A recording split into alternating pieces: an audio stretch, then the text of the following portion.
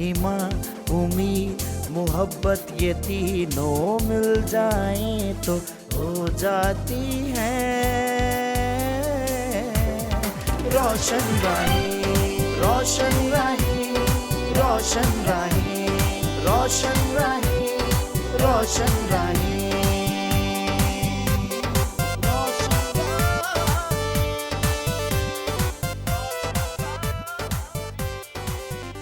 यसु के जलाली और बाबरकत नाम में आप तमाम PMI टेलीविजन देखने वाले नाज़रीन को मेरी तरफ से इस्लाम। मैं हूं आपकी होस्ट फरा नईम और आप देख रहे हैं प्रोग्राम रोशन राहें। Happy independence day to all of you. आज हम खुदावंद की शुक्रगुजारी करते हैं। आज हम आज़ादी का दिन सेलिब्रेट कर रहे हैं और मुल्क पाकिस्तान में ये दिन जो है पुरजोश तरीके के साथ सेलिब्रेट किया जा रहा है। आज हम उन तमाम लोगों को याद करेंगे जिन्होंने अपनी कुर्बानियाँ दी हैं और आज हमें आज़ाद किया है और आज़ाद मुल्क बख्शा है जिसमें हम आज़ादी के साथ रह रहे हैं। नाज़रीन, हम अपनी आज़ादी के लिए खुदावंद के शुक्रगुजार हैं और उन तमाम लोगों को आज खराज तहसीन पेश करते हैं, उनकी कुर्बानियों को याद करते हैं जिन्होंने बेशुमार कुर्बानियाँ दी हैं और हमें आज़ाद मुल्क बख्शा है।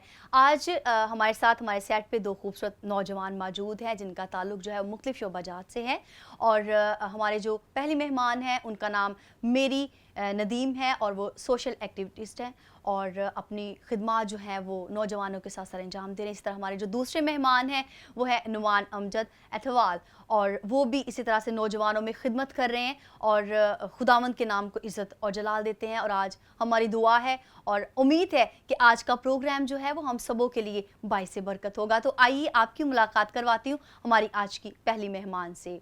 मेरी Nadeem, God bless you. Thank you so much, sister. I'm so glad to be here. Happy Independence Day to all the nation.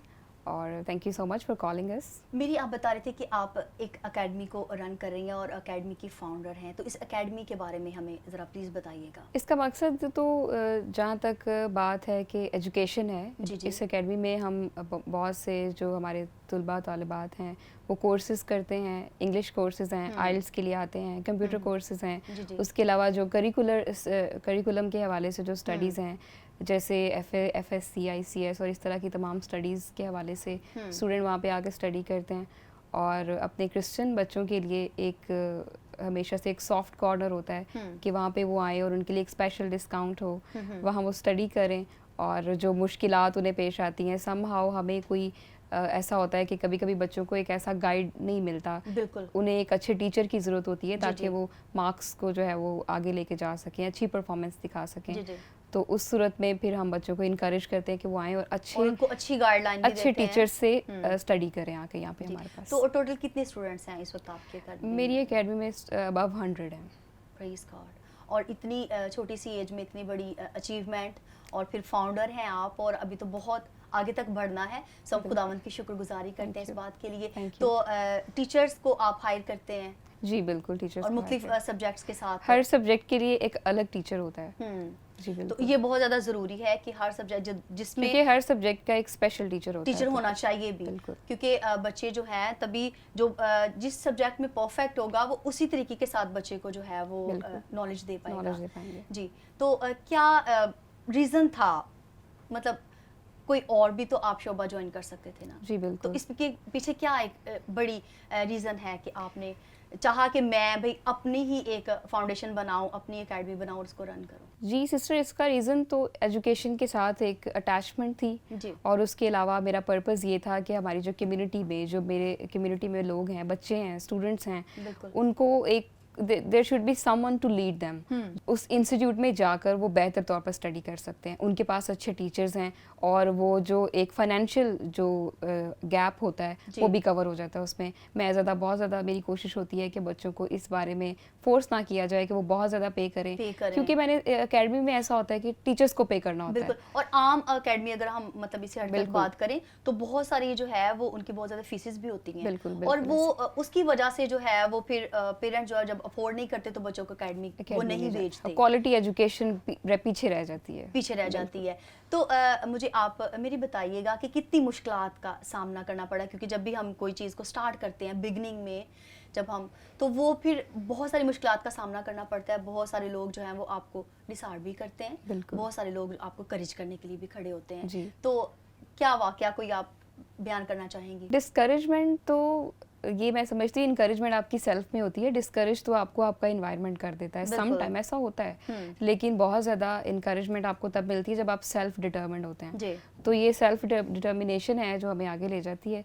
मुश्किलात आती रहती हैं और ये आती रहेंगी, ये हर पर्सन की लाइफ में आती हैं, स्टूडेंट होते हुए, आप प्रोफेशनल लाइफ में हैं तब भी आती हैं, तो they are the part of the life. तो फिर इसको तो हमें जो है वो हमेशा आगे बढ़ना है। जैसे आज हम अगर हम बात करें पाकिस्तान को, अपनी आज़ादी का दिन जैसे हम सेलिब्रेट कर रहे हैं, तो ये चीज़ जो है अगर हम अपने आबाओ अजदाद को देखें तो बहुत सारे लोगों ने स्ट्रगल की है, वो स्ट्रगल आज भी हमें याद है और उसी की बदौलत जो है हम आज़ाद बैठे हुए हैं और आज़ादी के साथ अपनी ज़िंदगी गुजार रहे हैं। हम अपने दूसरे मेहमान की तरफ बढ़ेंगे। Numan Amjad, welcome to the show and God bless you. कैसे हैं आप? जी, खुदावंद का शुक्र है, आप सुनाइए कैसे हैं? जी, खुदावंद का शुक्र अदा करते हैं। नुमान, आप फाउंडर एंड चेयरमैन हैं क्रिश्चियन स्टूडेंट्स मूवमेंट के, तो ये तहरीक के बारे में जो आपने तहरीक चलाई है इसके बारे में बताइए। सबसे पहले तो मैं शुक्रिया अदा करना चाहूँगा PMI TV का जी कि उन्होंने इनवाइट किया, और मैं मुबारकबाद देना चाहूँगा अपने तमाम नाजरीन को इस आज़ादी की जो आज के दिन जो है वो हमें नसीब हुई और हम एक आज़ाद मुल्क में रह रहे हैं। क्रिश्चियन स्टूडेंट मूवमेंट का आगाज़ किस तरीके से किया गया?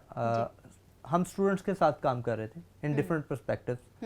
हम ये चाहते थे कि हमारे स्टूडेंट्स में जो है वो एजुकेशनल अवेयरनेस होनी चाहिए, हम फील्ड सिलेक्शन अवेयरनेस होनी चाहिए, हम PPSC FPSC के हवाला से हम ये सोचते थे कि इनमें अवेयरनेस आनी चाहिए, PMS CSS के हवाला से। लेकिन जब हम ये चीज़ें कर रहे थे तो ऑटोमेटिकली एक कॉन्सेप्ट हमारे जहन में आया कि ये सारी चीज़ें जो है वो पार्लियामेंट के साथ अटैच्ड हैं। हमारे जो 2% एजुकेशन कोटा है वो पार्लियामेंट से होकर हमारे तक पहुंचता है। अगर हम 5% जॉब कोटा की बात करें तो वो भी जो है वो पार्लियामेंट के साथ हमारे तक यहाँ तक पहुंचता है। अगर हम जो है वो सिंगल नेशनल करिकुलम की बात करें तो वो पार्लियामेंट के साथ अटैच्ड है। अगर हम स्कॉलरशिप्स की बात करें तो वो पार्लियामेंट के साथ अटैच्ड है। हमने ये कोशिश की कि क्यों ना ये सारी चीज़ें जो पार्लियामेंट के साथ अटैच्ड हैं, तो अगर वहाँ से चीज़ें होकर स्टूडेंट्स तक पहुँचती हैं तो हमारी आवाज़ भी वहाँ तक पहुँचनी चाहिए। तो हमने एक ऐसा प्लेटफॉर्म जनरेट किया जो स्टूडेंट्स की आवाज़ को ना सिर्फ वहीं तक महदूद रखे बल्कि उस आवाज़ को पार्लियामेंट तक लेके जाए। मैं यहाँ पर एक बात जो है वो आपके सामने रखना चाहूँगा कि हमारी अभी तक जो है वो 30,000 सीट्स जो है वो रिजर्व पड़ी हुई हैं जिन्हें री एडवर्टाइज नहीं करवाया जा सका। और तो फिर लोगों को पता नहीं होता। बिल्कुल, और ये है कि अगर जो है वो हम सिर्फ एजुकेशनल अवेयरनेस देते रहें और वो 30,000 सीट्स जो हैं जो पड़ी हुई हैं अगर वो ख़त्म कर दी जाएँ तो इसका मतलब है कि 30,000 ख़ानदान जो हैं वो लेस डेवलप ही रहेंगे। अगर वो 30,000 जॉब्स जो है वो हमारी कम्युनिटी में जाते हैं, हमारे स्टूडेंट्स उसे अवेल करते हैं, तो ये है कि 30,000 ख़ानदान जो है वो तरक्की कर सकते हैं। तो हम ये चाहते हैं कि कभी भी ऐसा ना हो कि हम सिर्फ एजुकेशनल अवेयरनेस पे काम करते रहें, बल्कि लेजिस्लेशन और पॉलिसी रिफॉर्म्स पे हमें बात करनी चाहिए और हमें आवाज़ उठानी चाहिए। अगर आपके राइट्स आपको पता है तो गो अहेड, बिल्कुल मूव करना है हमने ना। तो इसी तरीके से हमने ये प्लान किया और हमने इस मूवमेंट का आगाज़ किया कि एक ऐसी तहरीक होनी चाहिए, क्योंकि यहाँ पर पाकिस्तान में रहते हुए बीइंग माइनॉरिटी हमें इनकलाब की ज़रूरत है। हम जो है वो अगर इनकलाब के लिए बढ़ना है तो वहाँ पर तहरीक की ज़रूरत होती है। तो नुमान, ये इनकलाब कैसे लाया जा सकता है? इनकलाब अगर लेके आना है तो वो एजुकेशन है जो इनकलाब लेके आ सकती है, और इनकलाब को लेके आने के लिए एक मूवमेंट चाहिए होती है, जो एक तहरीक होती है जो लोगों को उबारती है। जोनाथन रोज की बुक है, उसने बहुत खूबसूरत से बयान किया है कि 18th सेंचुरी से लेकर 20th सेंचुरी तक जो इनकलाब आया है, जो रेवोल्यूशन आई है, वो ग्रास रूट लेवल से जो मूवमेंट्स चली हैं वो इनकलाब लेके आई हैं। तो हमने ये कोशिश की कि हम मूवमेंट का आगाज़ करें जो हमारी स्टूडेंट्स की आवाज़ को पार्लियामेंट तक लेके जाए। जब पार्लियामेंट तक पहुंचेगी तो ऑटोमेटिकली स्टूडेंट्स जो हैं नुमान हमारे पायनियर होते हैं। बिल्कुल। और अगर उनके पास एजुकेशन नहीं है, उनको आगे बढ़ना है अपनी आवाज़, ये आपकी जो तहरीक है ये बहुत ही एक आज सपोर्टिव रहेगी वो नौजवान जो इस वक्त देख रहे हैं आपको। मैं ये समझती हूँ कि हमें आगे बढ़ने की ज़रूरत है, हमें आवाज़ उठानी है, बजाय कि हम अपने आप को लेस ही समझे कि हम बिहाइंड हैं, हमारे लिए कोटा नहीं आता, हमारे लिए सीट्स नहीं है, हमने इतनी हायर एजुकेशन हासिल करके क्या करना है। बिल्कुल ठीक कह रही हैं। मैं यहाँ पे ये बात ऐड करना चाहूँगा कि हम जो है वो इन्फीरियरिटी कम्प्लेक्स का शिकार रहते हैं। हम चीज़ें जो हमारे पास अपॉर्चुनिटीज़ होती हैं हम उन्हें अवेल नहीं कर पाते हैं। बहुत ज़्यादा चीज़ें ऐसी होती हैं जिन्हें हमें पता ही नहीं चलता और वो चीज़ें गुजर जाती हैं। हम ये एक शो लेके आ रहे हैं और ये बेसिकली एक प्लेटफॉर्म है, एक फोरम है हमारे पास जो awareness, learning and empowerment of Christian students. हम ये चाहते हैं कि एक बेदारी लेके आ सकें, फिर लोगों को सिखाएं और फिर उन्हें एम्पावर किया जा सके। और फिर हम जो ये आपकी आवाज़ जो है वो बिल्कुल ठीक है जो आपने बात की कि मैं ये बात करना चाहूँगा कि हम तकरीबन जब से पाकिस्तान बना है और कुछ डेकेड से हम जो है वो अपने मसाइल की निशानदही कर रहे हैं कि हमें ये भी मसला है, ये भी मसला है, ये भी मसला है, मुख्तलिफ मसाइल की हम बात करते हैं लेकिन उसके सोल्यूशंस की तरफ नहीं बढ़ते। तो इसी वजह से क्रिश्चियन स्टूडेंट मूवमेंट का जो नारा है वो यही नारा है कि मसाइल की निशानदही नहीं, मसाइल का हल कोई और नहीं, हल करेंगे हम ये इस चीज़ को लेके चले हैं कि अब मसाइल की सिर्फ निशानदही नहीं करनी बल्कि उनके सोल्यूशन की तरफ बढ़ना है और उनके सोल्यूशन की तरफ अगर स्टूडेंट्स प्रॉब्लम्स हैं तो स्टूडेंट्स खुद निकलें अपने सोल्यूशंस को के लिए।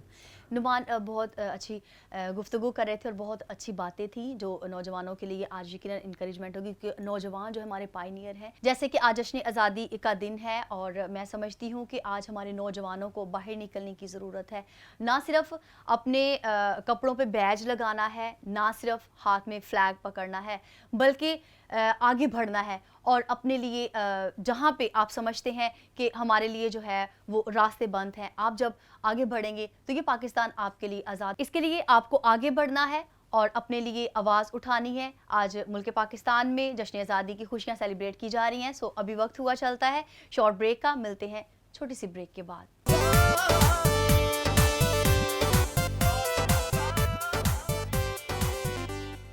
ईमान, उम्मीद, मोहब्बत ये तीनों मिल जाएं तो हो जाती है रोशन राहें, रोशन राहें, रोशन राहें, रोशन राहें, रोशन राहें।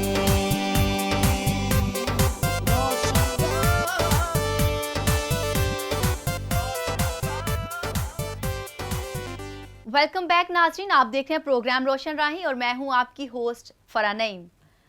किसी शायर ने क्या खूब कहा है, अपनी हर सांस तेरे नाम करते हैं, ए वतन हम तुझे सलाम करते हैं। आज आज़ादी का दिन है और हम उन तमाम अपने मसीही बहन भाइयों को याद करेंगे, उनकी खिदमात को खराज तहसीन पेश करेंगे जिन्होंने मुल्क पाकिस्तान बनाने में बहुत सारी मेहनत की और कुर्बानियाँ दी हैं। मेरी आपकी तरफ आना चाहूँगी, हमारे नौजवान, अगर हम आबाओ अजदाद में चले जाएं, जब पाकिस्तान बना तो बहुत सारे नौजवानों ने अपनी ज़िंदगियों की कुर्बानियाँ भी दी हैं, अपनी खिदमात, बेशुमार खिदमात उनकी जो है जिनको हम काउंट नहीं कर सकते, मुल्क को आज़ाद करने के लिए, मुल्क को बनाने के लिए की। और आज के जो नौजवान हैं इनके लिए क्या चैलेंजेस हैं? देखिए, सबसे बड़ा चैलेंज है स्टडी, एजुकेशन और उसके बाद डायरेक्शन। ठीक है, अवेयरनेस ज़रूरी है, this is very important. Awareness होनी चाहिए। आप एजुकेशन की तरफ आएँ, आप देखें आपको कौन सा सब्जेक्ट चूज़ करना है, आप किस तरह आगे जा सकते हैं, आपका इंटरेस्ट क्या है और फिर आपकी डायरेक्शंस क्या है। और डायरेक्शन ही हमें डिटरमिन कराती हैं कि हमने आगे लाइफ में कैसे आगे बढ़ना है, अपनी नेशन को सर्व करना है तो कैसे करना है।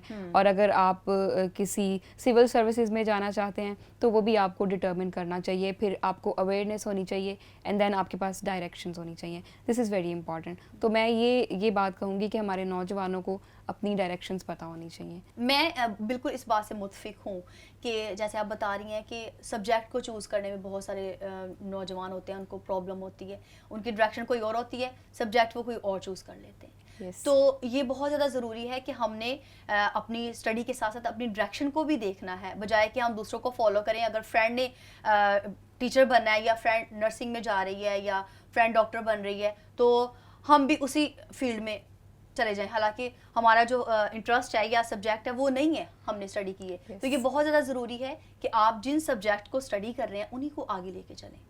तो मेरी आपसे पूछना चाहूँगी एक छोटा सा क्वेश्चन कि एकेडमिक स्कूल में क्यों नहीं या कॉलेज में आपने क्यों नहीं अब तक नहीं, वो उसके लिए जाऊंगी आगे। अभी तो मेरे और भी बहुत सारे प्लान्स हैं, लेकिन मैं जब स्टडी करती थी तो मेरे लिए ये बड़ा ज़रूरी था कि कुछ ना कुछ कोई ना कोई एक्टिविटी होनी चाहिए जिसमें हम अपने आप को यूटिलाइज कर सकें, अपनी परफॉर्मेंस को शो कर सकें और फाइनेंसिस को मैनेज कर सकें। ये कुल मिला के कुछ चीज़ें हैं जो इस तरफ लेके आई थी। तो अभी आगे इन फ्यूचर कभी मौका मिले तो ज़रूर यूनिवर्सिटी या कॉलेज में। एग्जैक्टली, वो तो बिल्कुल और हमारी दुआ है और बेस्ट विशेस भी हैं आपके लिए कि you so खुदावंद much. आपको और ज़्यादा सरफराज करे।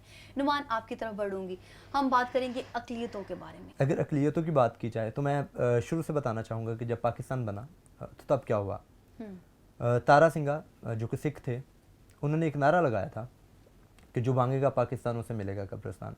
और उसके मुकाबले में जो नाम था सत्या प्रकाश सिंघा, जिसे हम एसपी सिंघा के नाम से जानते जी हैं, बिल्कुल। खूबसूरत आवाज़ में एक बुलंद नारा लगाया, सीने पे गोली खाएंगे पाकिस्तान बनाएंगे। तो ये चीज़ जाहिर करती है कि पाकिस्तान जो है वो हमारा पाकिस्तान है।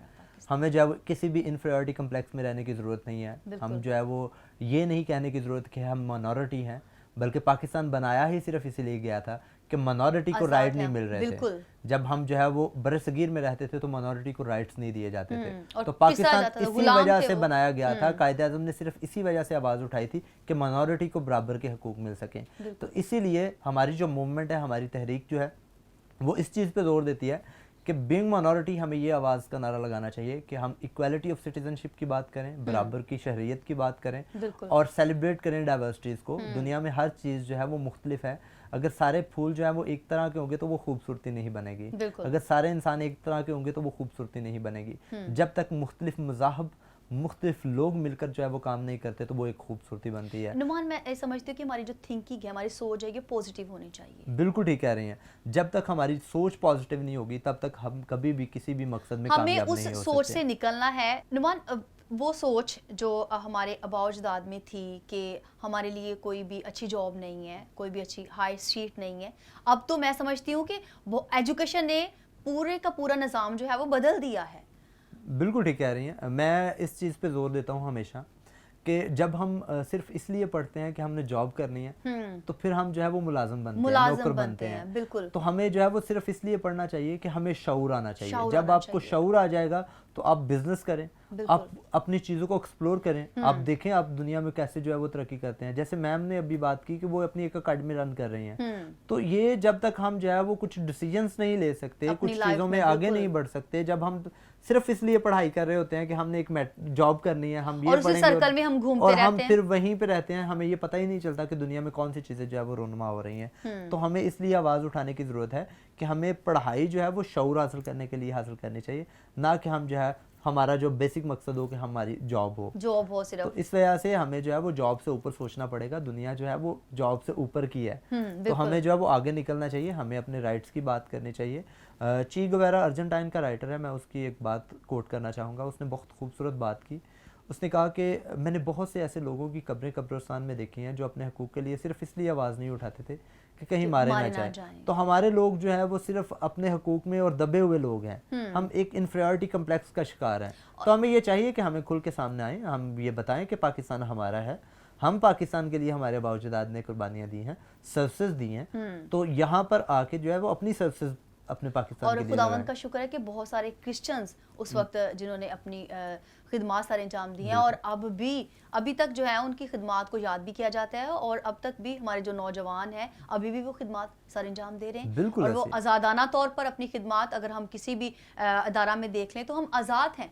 बिल्कुल। और हमें हमारे राइट्स मिल रहे हैं। लेकिन ये है कि हमने अगर आगे बढ़ना है, वही ना कि जॉब से हमने थोड़ा कदम आगे ले लेना है, स्टेप आगे बढ़ना है, तभी जो है फिर हम और ज़्यादा हमारी जो चीज़ें इर्द गिर्द हैं हम उनको पहचान कर सकते हैं।